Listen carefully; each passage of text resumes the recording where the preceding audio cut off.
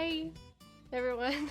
Welcome back to our podcast, Happily Booked, the bookcast where two kindred spirits believe that the pursuit of happiness is rather the same thing as reading a good book and being able to talk about it, or your chickens and ducks, or your yarn, or anything. That's what we like to talk about.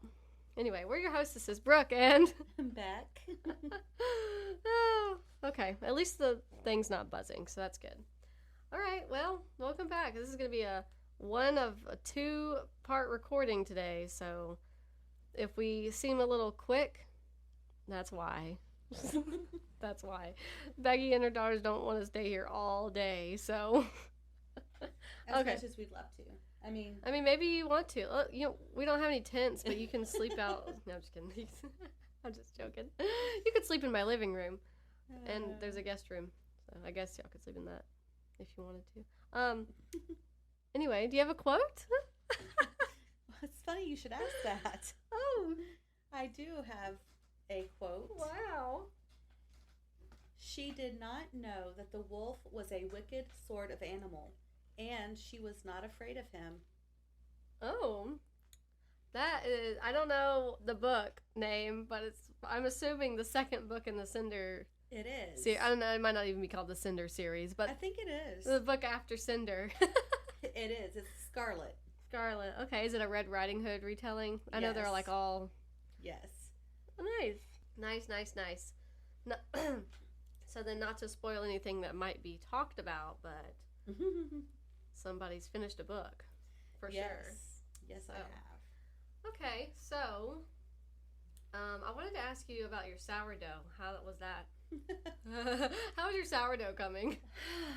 I keep learning new things. It actually looks better now that I used the correct flour. So whenever you do a sourdough starter, you have to use whole wheat or rye. Like just a organic flour isn't enough to make the bacteria that you need. So first of all, I had the wrong flour. But I mean, on the positive side, I did make a lot of flatbread, and that was good. That's pretty cool.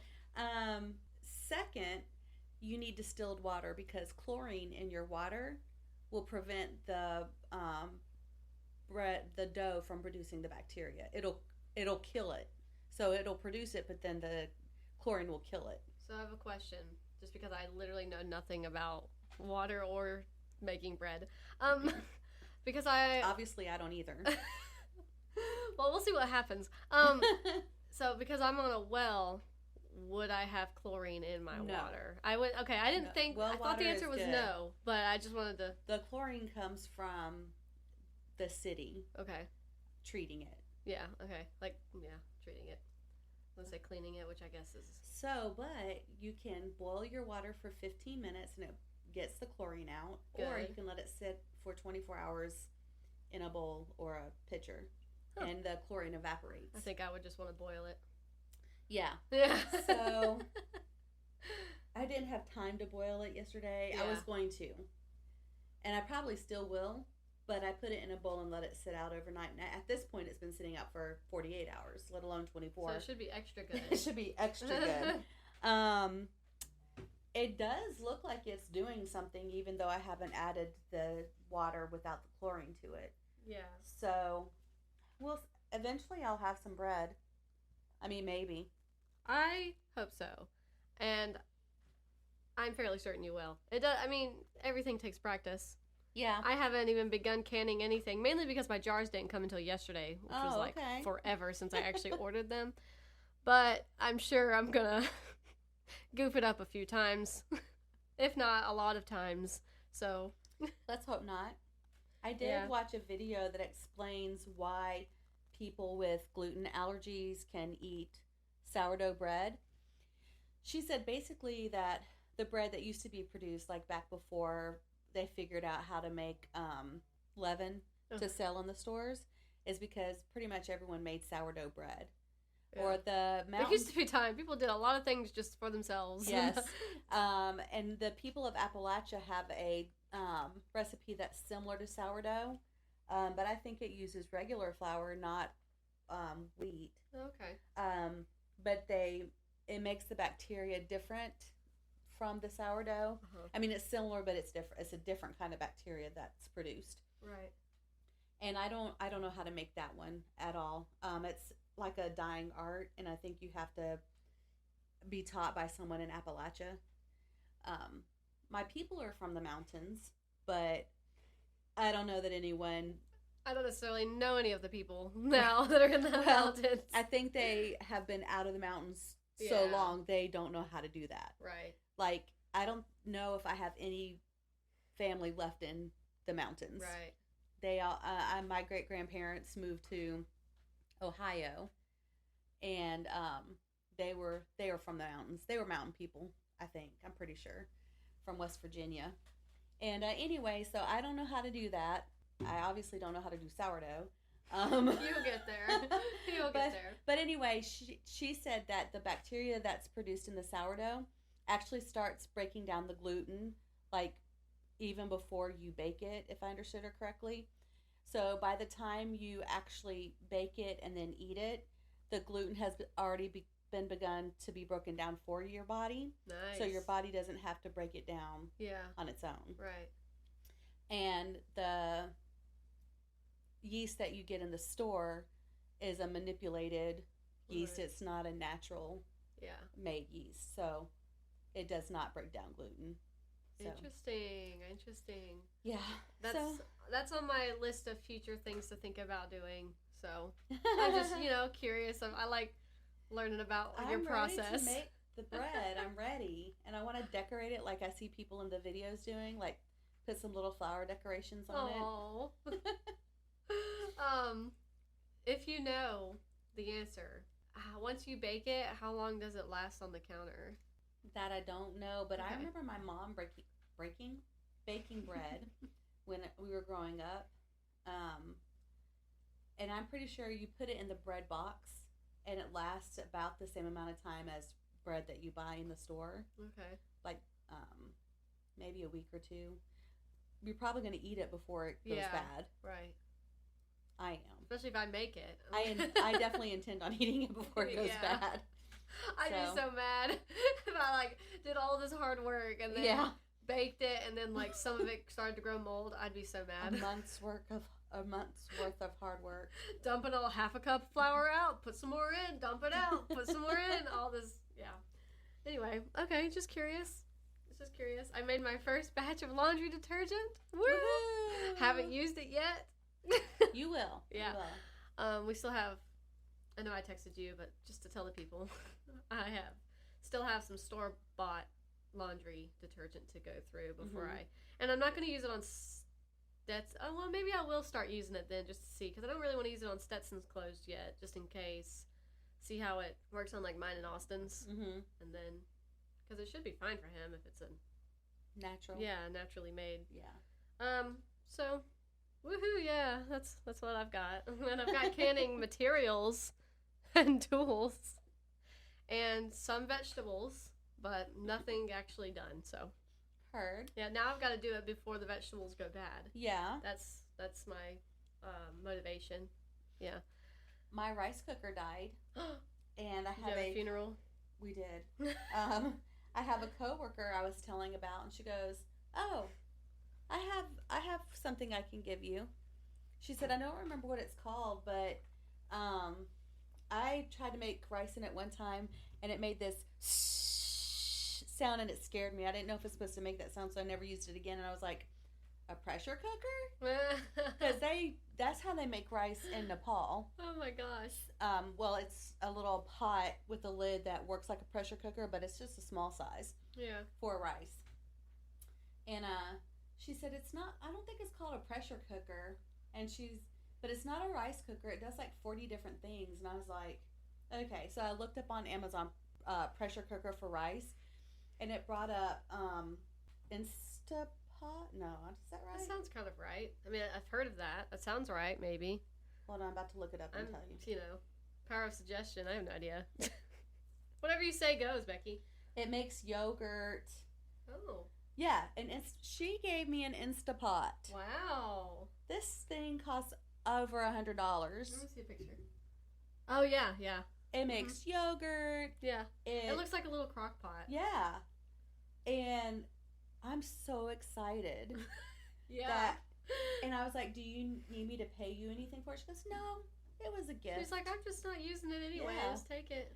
Basically. That's so nice of her. Very nice of her. Oh my gosh. Shout out to her. I know, she's amazing.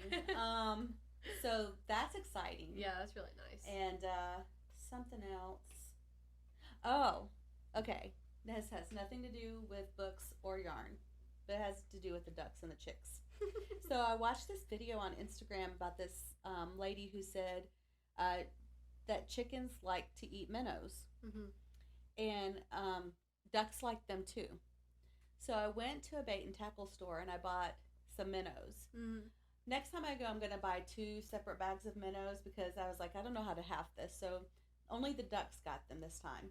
But I bought crickets and mealworms too. I need to get more mealworms. I bought live ones from the bait and tackle shop. Yeah. So they came in a little cup so I didn't have to touch them. So I get in the backyard and I put the bags down in the yard so I can go clean out the pool because it was muddy and I knew they wouldn't see the minnows swimming around. So I went to clean that out and this chicken grabs one of the bags and starts pulling it. I said, hold on a second. They are eager little birds. You're going to get what's in there. Just give me a second. So I got the pool going, went to refill it. And while the water was refilling, I opened up the crickets. Poor little crickets. They didn't even have a chance. Not really. The chickens were on it. Yeah. And the ducks really enjoyed it too. They got a couple. I have one chicken who's very greedy. Yeah. She got a majority of the crickets. And I put the minnows in the pool water and herded the ducks down there, and they got in the water. They're always excited to get in the water. And at first, they didn't notice the minnows. And then I saw them, do this. And I know y'all can't see me, but they just... all of a sudden. Quickly looked at this movement. They said, hold on. And then they were, side-eyeing the movement, and then they just started going to town. Yeah. They figured out they could... I guess their natural instincts took over. Yeah. So those minnows didn't stand a chance. And while they were eating the minnows, I dumped out the mealworm for the chickens. And that one chicken, I swear she ate the majority of the mealworm. She did not give the other ones a chance. Yeah. They were very happy. And my niece and nephew came over Sunday. And they came in the backyard and they were talking to the chickens and throwing down some of the dried worms. And I said, if your daddy takes you to the bait and tackle shop and buys some minnows and crickets, then you can come and feed them. Yeah. And my brother says, oh, well, we might have to do that next weekend. Yeah. So they might get to eat some more live things. Yeah. This is so random, kind of. We're taking a turn. Earlier, Stetson was in the living room, and I was, just moving things around, tidying up just a little bit. I like to get his, crib ready for when he's going to take a nap. So, I was getting stuff out of it, moving things around, and I was looking for a certain blanket. And I couldn't find it, but I was like, okay, we'll just use this one blanket he's been using. And I went, and I was going to just toss it on the recliner. And I turn, and I go to it, do that, and then I just stop. And on the recliner I got him a little Carhartt hoodie. It's bright orange. So it was laying there. And on top of it was a tiny green lizard. Oh. And I was like, it's like we both saw each other at the same time. He was moving, and then we both looked at each other, and we were like, and he just stared at me, and he was kind of, wiggling. And I was like, what are you doing in here? You don't live in here. You're not supposed to be in here, sir. That's funny. And not maybe 3 inches long, really small. Tiny. And I tried to get him onto something. I don't know what it was. I had something. I was trying to coax him on it, and he wasn't having that. And so I got, dang it, I done messed it up. A green article of clothing. Yeah. That is of Stetson's, which is now going to be washed again. It was clean. Now it's going to be washed again. And I kind of put that near him, and I don't know if they can see color. I don't know, man, but I don't know anything about lizards. And he didn't seem as scared of it, though. And he, like, kind of turned around, and I was like, I gotta get this lizard. Otherwise, he's gonna be...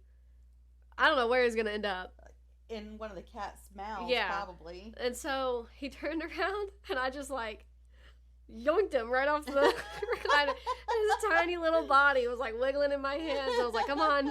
No, don't jump out. This will be a death sentence. Don't jump out. Oh, no. And I then just went outside and put him in the yard, and he scurried off. I mean, it was so cute and little. And I was like, it made me think of the video that I had sent you and seen where the guy was like, every spider you see in your house that you put outside dies. And I was like, dang, did I just kill that tiny little lizard? No, he'll be fine. Yeah, probably. But it's funny because I was thinking, I don't know why I would have a chicken in my house, but it's like, good thing I didn't have a chicken in my house. Like, you'd have never stood a chance. The cats might... I would love to have a chicken in my house. I know, right? Like, the cats would maybe show mercy on you. The chicken would not. No, not at all. I had a lizard in my house a few weeks ago, and I have more than 2 cats. Yes. I was very worried about it. You say, boy, you better run. I'm going to leave the door open for you. You better skedaddle. I opened the door, and I got a box, and he was above the door. Yeah. And I was going to try to get him to go in the box. He just dropped down and then scurried off, and I said, well, I guess he's okay. Yeah, that was a long drop. Yeah. Crazy. Yeah. I was just like, well, okay then. Anyway, back to business. Oh my gosh. Funny. Yep. So, have you finished anything? Yes. I mean, like, I know the answer, but you could have also finished more than what I know you finished. I have not finished more than what you know I finished. I finished Cinder. Yay! And I tentatively started Scarlet, but I have not put it in Storygraph because I really haven't moved past page 3, apparently. Yeah. It'd be like that. So. It's okay. But I am still listening to Knife of Dreams. Oh, okay. Is that what it's called? I don't know what it's called. Knife of Dreams. I'm more than 22% through, though. This I haven't updated. Okay. I really want to read Scarlet, but I have to read it physically, and I haven't put forth the effort of doing that. Yeah. So they don't even have the ebook on Everend? Mm-mm. Crazy. I mean, yes, that's what... I'm sorry. Oh, yes, okay. This is They Everend. just don't have the audiobook. They don't have the audio. Okay. So... Are you going to start an audio that's... Oh, well, you're probably listening to whatever you just said. I'm listening to Knife of Dreams. Knife of Dreams. It's not that I'm not trying. What was the last one? Crossroads of Twilight. Crossroads of Twilight. Wascally Wabbit. I'm thinking about trying to finish the last Harry Potter book before the end of the year. I thought you had. No, I watched the movie. It was the movie. Dang it. So you gotta stop messing with me. I'm sorry. That's funny. Yeah. You just want to like finish it before the end of the year just to have it done? Yeah. Or, yeah. That's a good one. I really like Deathly Hallows. Finish it. We're already almost in November. Yeah. Ooh, crazy. Ah! I know. Man. Okay. So, you liked Cinder. I did. It took me a minute, and I don't know if it's because of the cyborg thing. You had to get used to it. Yeah, or because of the girl who read it. Right. I didn't hate her voice. I don't want it to seem like I hated her voice. But I had to kind of get used to it. Yeah. I don't know how to explain it. Yeah, it's just not... Yeah. I didn't dislike her voice enough to, like, not read it, but it was just, like, I wasn't sure how... Sort of wish she sounded different. Yeah. Yeah. While reading this audiobook to me. Yeah. Yeah. But it took me a few chapters, but I did eventually get used to how she was reading or how she sounded. It really wasn't how she was reading, it's her voice. Uh-huh. And by the end of the book, how it ended, I was annoyed. Because it's a cliffhanger, which I understand, you know, it's a series. Something's got to wait till the next book. So. Oh my gosh. Okay, so I had a question about that series. Yes. So then they are all tied together. They not are all standalone. No. Okay, I sort of thought they were like a standalone. I thought that set at first as well. Of retellings. There we go. But when I obviously the end of the book didn't end, so I was like, wait a minute. So is she going to be in Scarlet? So then I looked it up, which is I guess kind of cheating, but I didn't read enough to know like what happens in Scarlet. I just needed to know. Yeah. And she's in Scarlet. So okay. They're going to somehow end up working together. And I was talking to a lady at church last night. She's read the series. But she read it like 5 years ago, she said. And I didn't even know they were that old. But anyway, what do I know? She said that I think, if I remember right, she said Scarlet was maybe her favorite. She enjoyed Scarlet. Yeah. But she said sometimes, like when she's reading books that are middle grade, she's like, this is okay for me to read. But a 12-year-old? Yeah, like, is it really okay for middle grade? Right. Yeah. But she said that the last one is really a prequel. And it's kind of an origin story for the, what do they call it? The villain. Okay.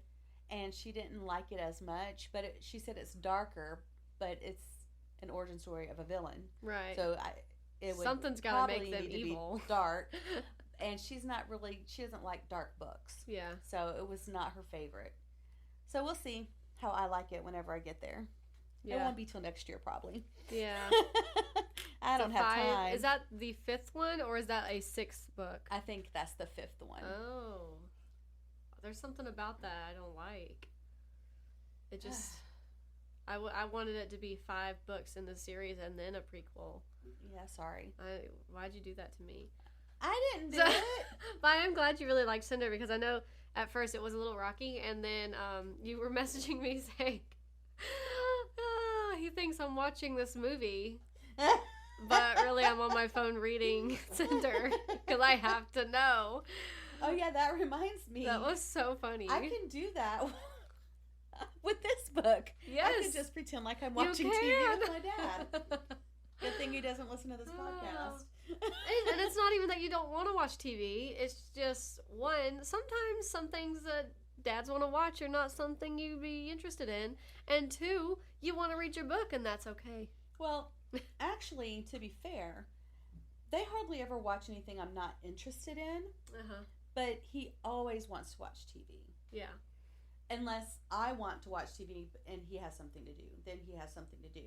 But 9 times out of 10, when he wants to watch something, I'm okay with not watching anything. Uh-huh. And it just so happened that I was really close to the end of the book. And I would rather read the end of the book. And that's okay. That's okay. But I didn't want to hurt his feelings because he really wanted to watch this movie. And it was a You're like, I don't know how it ended, to be honest. Actually, it wasn't that great of a movie. It was like a mystery movie, but it was one of those tacky made-for-TV movies from like the 90s. Yes. Yeah. And when I looked up who was in it, it was Clint Eastwood's daughter. Not to put her down as an actress, because normally when you watch a terrible movie, it's not really the actor's fault. Yeah, it's just like quality of the actual the production. Script or the production. But Clint Eastwood's daughter was in it, and that's what I was trying to look up, was who the people were in it. And somebody said the book was better, and I didn't even know it was a book. Oh, well, but there you go. I might have known it was based on a book. I don't remember the title of the movie, but it was not great. You just really weren't impressed. No. Yeah, it's okay. We've all been there. We've all been there. And some of us a lot. Yeah. The sad part is I think my parents liked it. And I'm just like, You know what? Good. I'm glad they liked it. Someone's got to like it. You know? Someone's got to like these books. Someone's got to like those movies. So honestly, I'd rather have watched A Murder, She Wrote. Yeah. Classic. Yes. Oh, my goodness. So have you finished anything? Shoot, I don't know. You don't know? I'm just kidding. I mean, I know I have finished something, but I kind of don't know if I have finished more than one thing, which I don't think so. I'm trying to look up story. I know, it's a problem. Let's see. No, okay. I finished one thing, and we'll be talking about We Used to Live Here in the next episode, which I know we already mentioned last week how we both finished it 5 years ahead of schedule. Right. So, I finished Spin a Black Yarn by Josh Malerman. Okay. How did you like it? I gave it... This was... I gave it a 3.25 on Storygraph. Not a 3.25. I don't ever do like the most I'll do is like a 3.5. I don't do the 2.5. Josh 7.5. Malerman? Yeah. What? Yeah. And it's really because did I average it out or did I just do 3.25? Shoot, I think I just decided that. Because it's like 5 stories, and normally when it comes to a collection like that, I'm like, okay, let me average out what I thought of. Let me give this one a 3, this one a 4, add it all up, all the things, math. And I don't think I did that. So, what did you not like about this book that made it a 3.25? Well, I found that one of the stories, for like the most, for like, I don't even know, 75% of the way through, mm-hmm. I mean, it was boring. Really? It was just like snoozeville. I literally took a nap instead. Oh. I was like, you know what, I'm sleepy instead. I'm just going to take a nap. And I was like, dang, this is so friggin' boring. Like, so it's 5 stories. The first one is called Half the House is Haunted. All the synopsis says on it is, a sister insists to her little brother that half the house is haunted by a strange presence, but is it the house that's haunted or their childhoods? And that one was okay. I just sort of like, that one was a little boring too. I don't know. Everything was written great. And he even sort of changed how he wrote in some of the stories. Like, he's a very good writer, very good author. Like, mm-hmm. I just don't. Sometimes I just got a little bored, and I haven't really been this bored with like his work so far until now. So this is a first. This is a first for me. Very disappointing. Yeah. So I mean, Half the House is Haunted was like, it would start off strong. You know what? I think that story was actually kind of interesting. It's just the way he wrote it. It was like the way that these characters were speaking were just very like annoying. How they would talk to each other, and then it kind of like felt like sort of it was just droning on, and it's like, okay, I get it, like it. The way that they're speaking to each other is like, I think it's supposed to feel almost like a classic haunted house scenario, and very like, I want to say like almost kind of things are just sort of topsy-turvy, but that's what I want to say, but I don't know if that's coming across how I want it mm-hmm. to, but just very what's real, what's not, what's actually happening. And it was ominous though. Like, it was pretty I don't know, it's hard to explain entirely. I liked it, but I didn't like the writing too much. Mm-hmm. It ended okay, which that's a thing I've got to get over. Short stories end differently than full-length novels, right? And even novellas end differently than novels and short stories. But like, the shorter the story, I apparently am more disappointed in the ending. but that's just how they're written. Like, it's a whole different structure. So I think that's something I just have to get over. Mm-hmm. But no, I remember when I was reading Half the House is Haunted, I was like, why did he write like this? Like, it was just, I just found them to be a little, like, almost cringy and annoying. But the actual story, not too shabby. Like, what it was supposed to give me, not too shabby. How I took it, yeah, that's, I won't blame Josh Malerman, I guess. I'll blame myself. Then the second one was called Argyle, and it says, in Argyle, a dying man confesses to homicides that he never committed, and he reveals long-kept secrets far more sinister than murder. And I actually thought that one was very interesting, and I think it's because I've been on a true crime binge lately. Mm-hmm. So, I mean, I'm just, like, absorbing true crime on Netflix. Like, there's so much, and I'm just taking it all in, of course, when I'm alone at night. So that's the best time. Yeah, keeps you on your toes. I had to stop doing that. And I gotta tell myself every time I get a little freaked out, and I'm like, no, Brooke, almost every single incident within true crime is like a personal circumstance. Right. It's people they knew. It was the husband is cheating on the wife, and for some reason thinks the best way to exit his life with the wife is to kill her. And it's not. Yeah, I'm thankful Deepak just wanted a divorce. Yeah, like At least he didn't try to kill you and your daughters. Honestly, like, when you think of it like that way, it's not, awful. Right. Could have been worse. It could have been worse. So, this dying man, he's literally on his deathbed.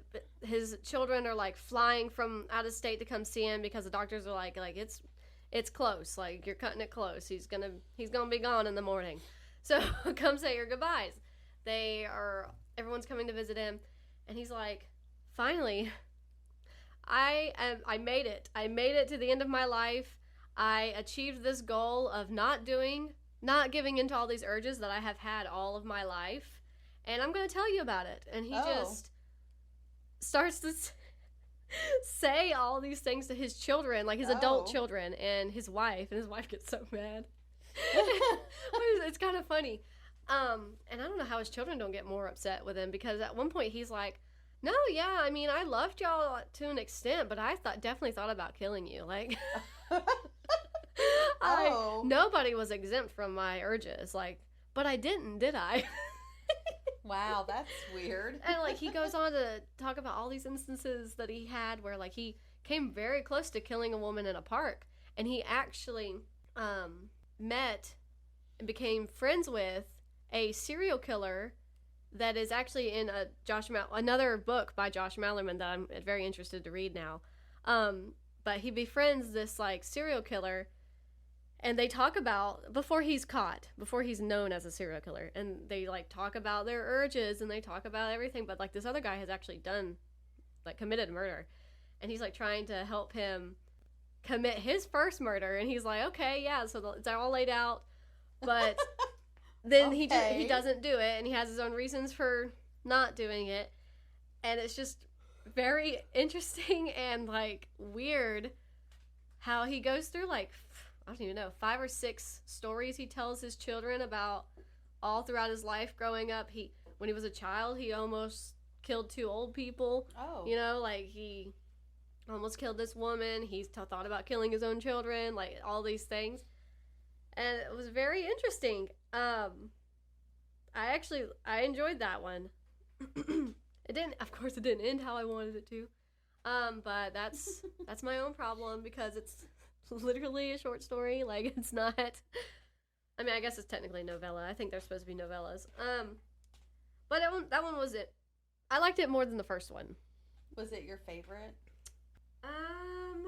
No. Okay. Well, that bodes well for... I mean, honestly, like, after the first one, I enjoyed pretty much all of them. I enjoyed the last one, but it did, like, for a while there, I was like, I'm going to go to sleep instead of finish reading this. So then the next one was called... Actually, the synopsis has it out of order. The next one is Doug and Judy by the House Washer. And the synopsis says, in Doug and Judy by the House Washer, a trendy married couple buys the latest home gadget only to find themselves trapped by their possessions, their history, and each other. Oh. And I thought that one was really interesting. I liked how it was, like, basically set in modern times, but it had just, like, a bit of a near future feel, because they buy this top dollar house washer, and you get this tube inserted into your home somewhere, which it can, like, hologram, so it's, like, camouflaged when you're not using it or anything. Oh, okay. But you go inside the tube, and then it'll lock into place in the house, and then from underneath, like, this, like, foam material comes out, and it literally goes through the house and, like, cleans everything. It gets onto, like, books, cleans the pages, goes onto shelves, clean the pages, all the things. You get it. And you get it. But while you're in the tube, you put some chairs and stuff in there. Like, you have to, like, do that yourself and get ready for the process, because it's going to take, I think it takes 2 hours for, like, everything. I think it was 2 hours. The foam liquid cleaning stuff will rise almost to, like, your ceiling. So, like, you're just completely trapped within it. When I was like, that's enough for me to just not get it. But also, I would probably, if I was going to use that, I would probably just not be in the house. Right. But that it stays like that for a long time, and all these possessions that they have will start to like float around in the cleaning goop, but like they come up to the tube and they're like, oh, I thought I got rid of that. And it's kind of weird because so many things from their past that they could have sworn they got rid of are suddenly appearing, and like, who's doing that? How is this happening?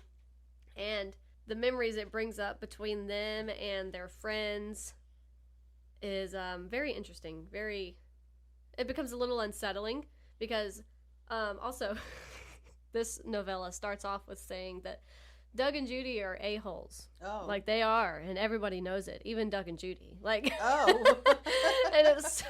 and I thought that was really funny, but like, when you start to get to know these people, you're like, oh yeah, no, they are.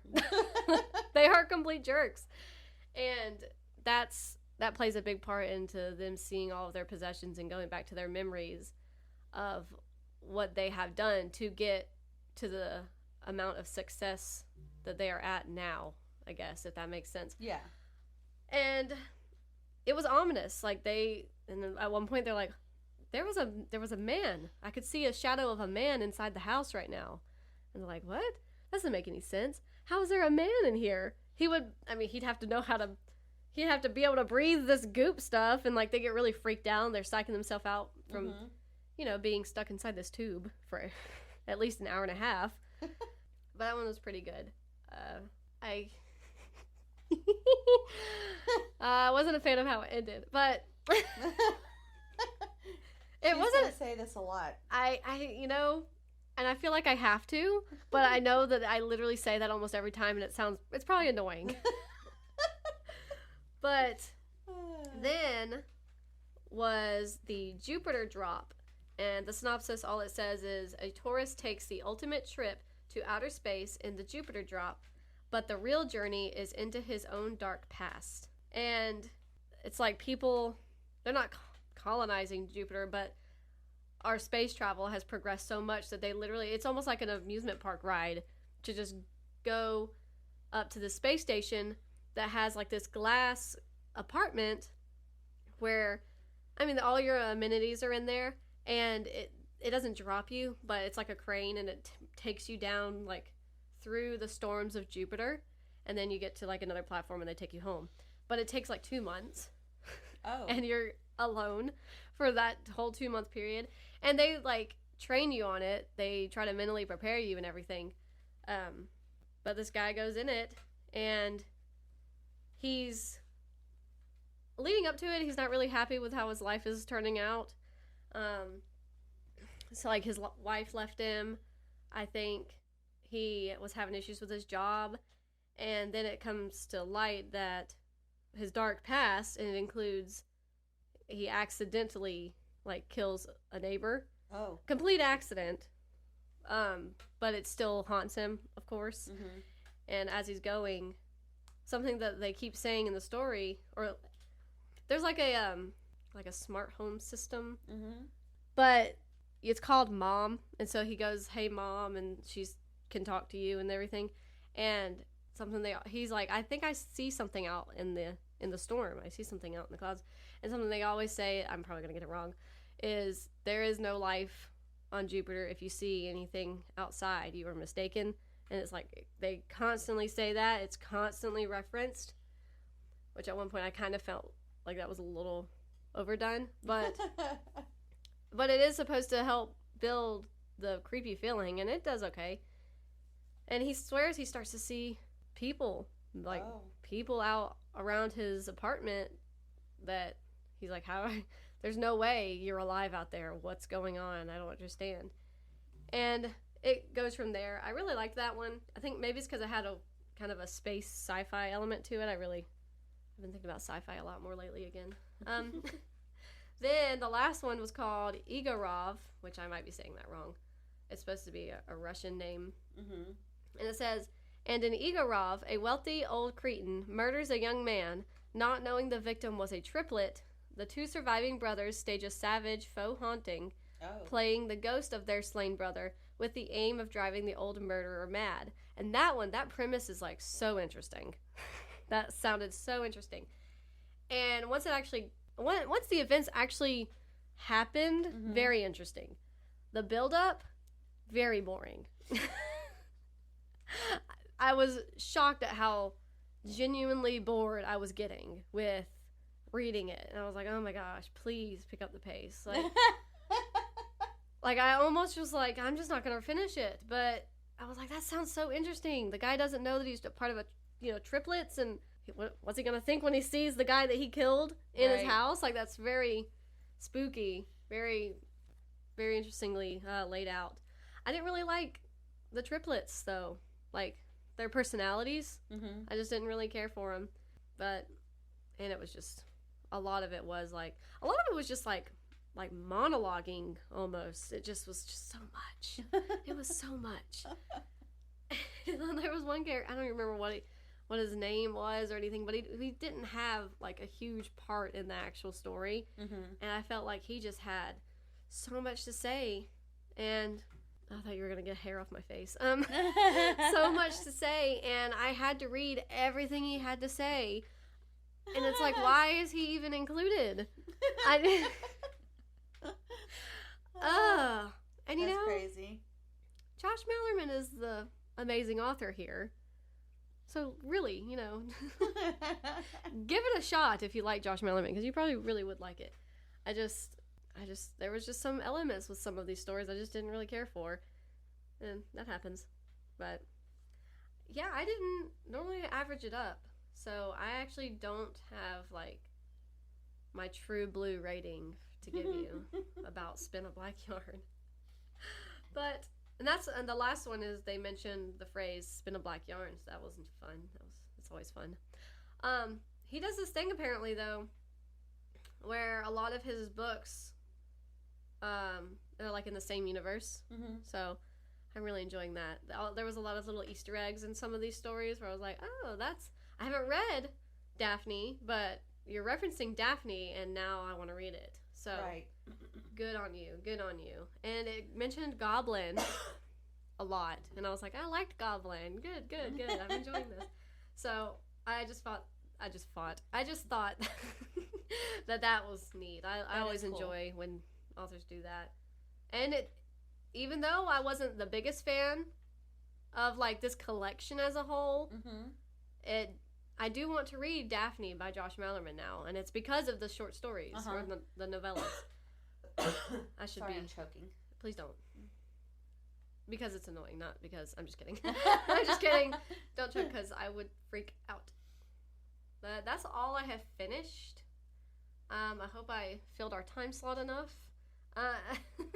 I am also reading a few things, as you can see. I see. There are 3 things right here. Well, it says view all. Is there more?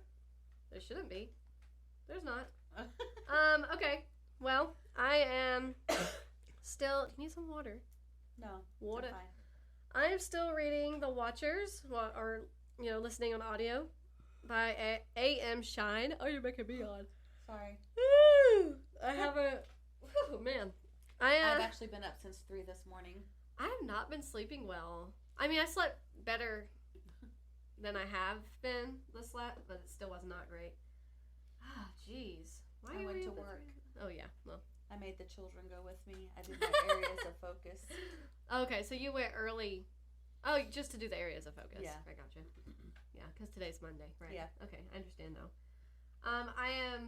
I have listened to this since we last talked. I don't know where I was percentage-wise, but now I'm 50% through. Nice. Yeah, right. Whoop, whoop. I'm still reading Feathers Floating Through Ember by Trinity Dunn. I'm still 100% interested in it. I still want to read it. I'm kind of in the mood for spooky books at the moment, so I've been trying to, fit a few of those in. Yeah. So I actually have not read that in at least a week. I haven't read that. Yeah. I don't even think I talked about it last week, so it's been over a week now. Well, we didn't talk about anything last week. You're right. The week before. Also, it's been 2.5 weeks or something since I've read. Oh, that's funny. Okay.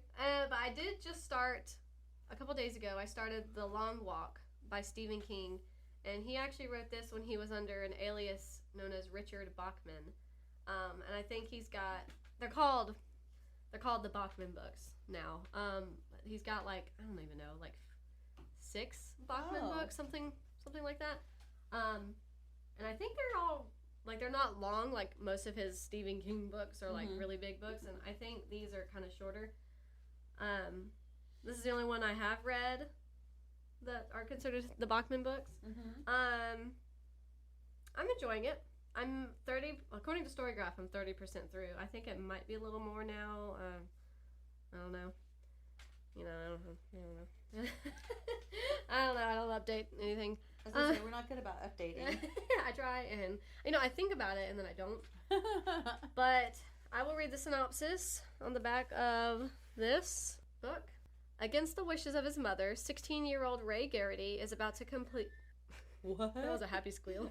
Sorry. Is about to compete. Did you hear it? Yes. Okay. I was like, maybe you just think I'm crazy.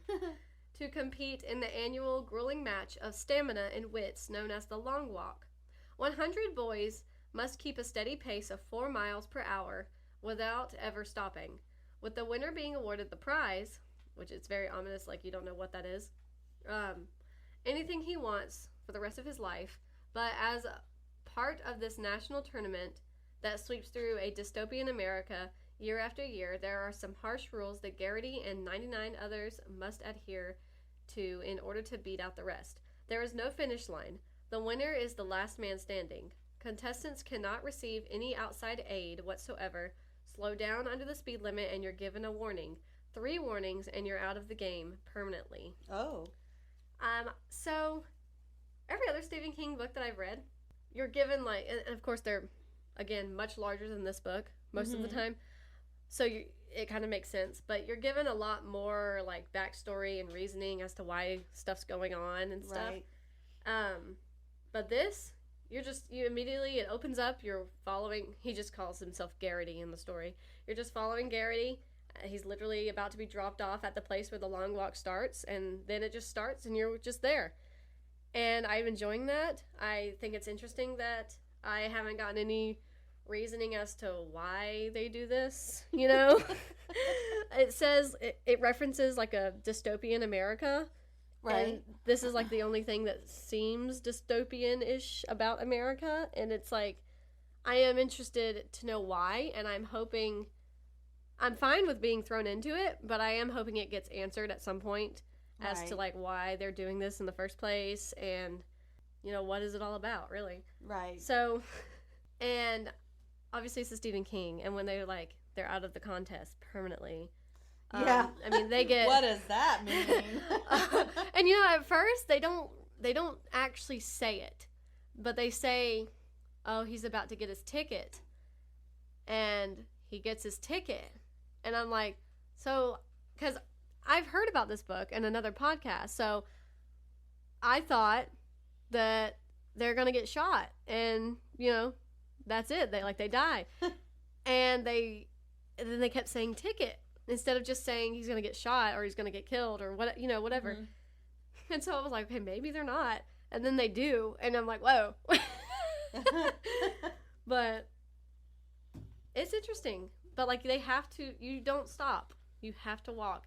And at some point, well, not at some point, by this point, and where I'm at in the story, I think they have walked, I'm probably so wrong, like 74 miles already. I don't know, something like that. Like a big number for just having walked. Like, I would die. I'd been killed in the first mile. Probably. They've already gone. It started at 9 a.m. and they're now like into the next day. And they started in Maine, and I think they will go all the way to Florida. But I don't think they ever make it to Florida. Like the years past in this competition, I don't think they've made it to Florida because, I mean, who? Right. Without being able to just stop. Right. Who's going to do that? So, like, some of the boys have, like, basically been sleepwalking. Like, you're more asleep than you are awake, and you're just walking. And they'll give them tips before they actually start. Like, they send them, I guess, information regarding it once they've signed up and stuff. And they're like, one of the hints is, don't actually wear tennis shoes. Wear something else, because apparently you're going to get blisters very quickly with tennis shoes. And I was like, I cannot imagine wearing anything else.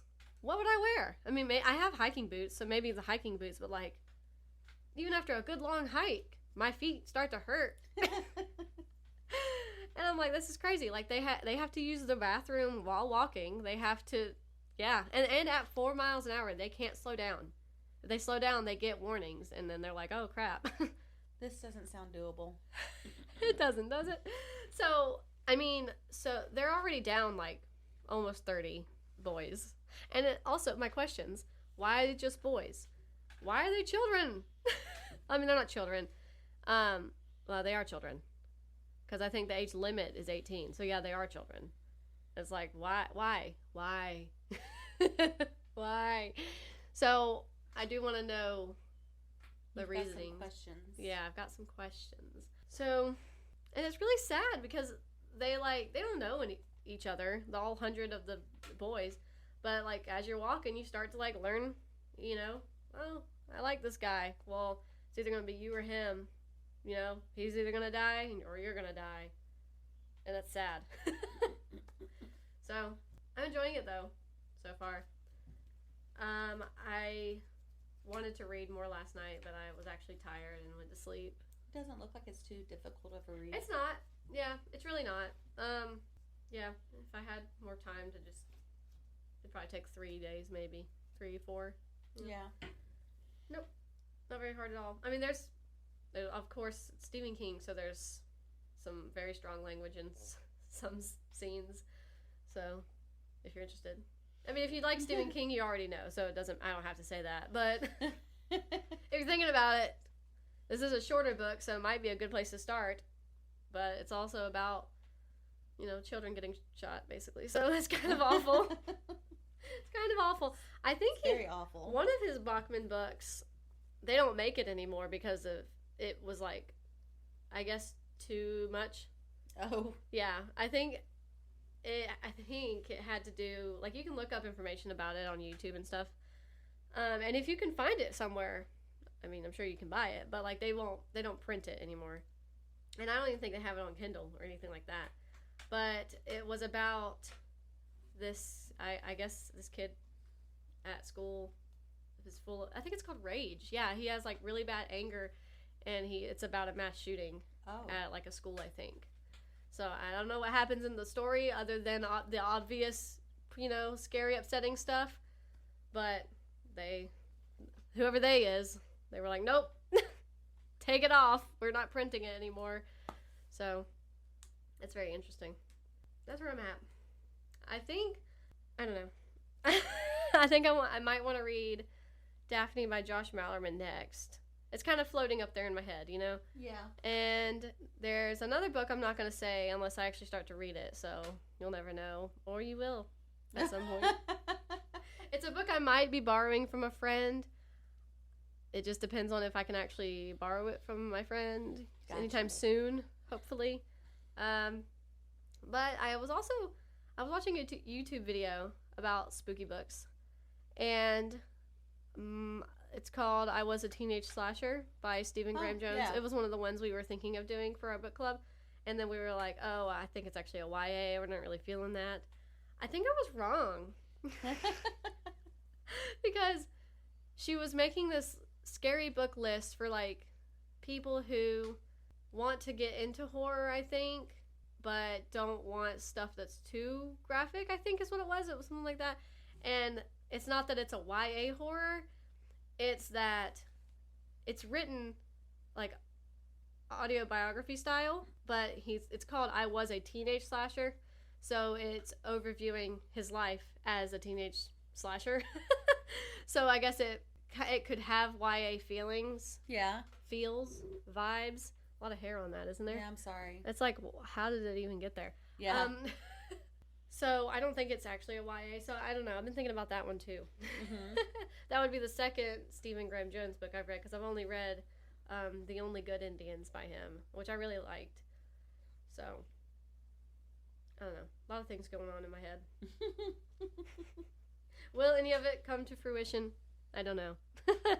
But, and I know we have another whole episode to record, so I'm good. I'm done. That was my update. I almost forgot this. My mom wanted me to share this. She has Kindle, and it was a gift, and it keeps track for you. So this year she has read 59 titles. Nice. She has read 460 days in a row. 148 weeks. That's amazing. And she wanted me to let everyone know. Oh, that's amazing. Congrats. That's really cool. Yeah, it does keep track for you. And it's like Amazon, and obviously Kindle's owned by Amazon, but Amazon, I don't know if they created Goodreads or if they just have like a partnership, but when you start a Kindle book, it'll say, do you want to add it to your Goodreads?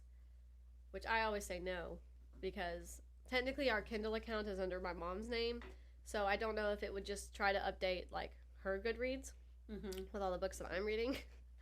I'm not sure. I've not tried it that way. I just will go into Goodreads separately. Anyway, I don't know. I just thought about that. Oh my gosh. I know. We're about to be done. I want the new Kindle. It's called the Kindle Color Scheme, and it has color. Oh, yeah. Oh, my gosh. You texted me about this last week, I think. It's like almost $300. She goes, Becky, I think Kindle's been listening to our podcast. I don't know if anybody remembers or recalls, but like I swear only a couple episodes ago we were talking about this and complaining about how Kindle does not have, and no Kindles, not even the kids' Kindle, has color, which I know it's not that big of a deal. But some people like to look at all the pretty book covers, the colors on the covers. I'm excited. I'm sorry. So I'm going to be getting that at some point in the future. Hopefully sooner rather than later. Maybe for Christmas. Hint, hint. Hint, hint. There's also like you can get 20% off if you do a trade-in. So I don't know if I'll trade in my Kindle or keep it. Why would I keep it? I don't know. But, I don't know. I don't know yet. I don't like to get rid of things. I have the same problem. I'm a mini hoarder. I'm not a mini hoarder. I'm an extreme. Although Emma made me feel very much better about myself the other day. She sent me this meme, and I don't think it was her intent to make me feel better about my house. But, but it did. It was an episode of Extreme Hoarders, which I'm pretty sure I've seen this episode with my good friend who lives in Alabama. Uh-huh. And it was this lady, bless her poor little heart. Mm-hmm. The meme said, me when I have company coming over. And this poor lady is walking through her house, and she says, I love being in my kitchen. I love baking. But she hasn't done it in a long time because the trash is so high in her kitchen that the pile is literally next to the countertops. Like maybe it's just shy of the countertops. Like she's standing on top of the pile and she's hovering over the countertops. Yeah. And I know it wasn't her intention to make me feel better about my house, but I'm like, at least I'm not that bad. Yeah. It can always be worse. And I am, trying to clean out the hoarding. I mean, from what I have been told through our friendship so far, you have done so well. And I'm proud. I mean, when I had people over last year, it was all in one room. Mm-hmm. So we've gotten it partly out of that one room. That's the issue now, is just trying to get rid of what was in there. And what sucks is like it's such an easy slippery slope. Like if you just get unmotivated long enough, it's very overwhelming sometimes. Mm-hmm.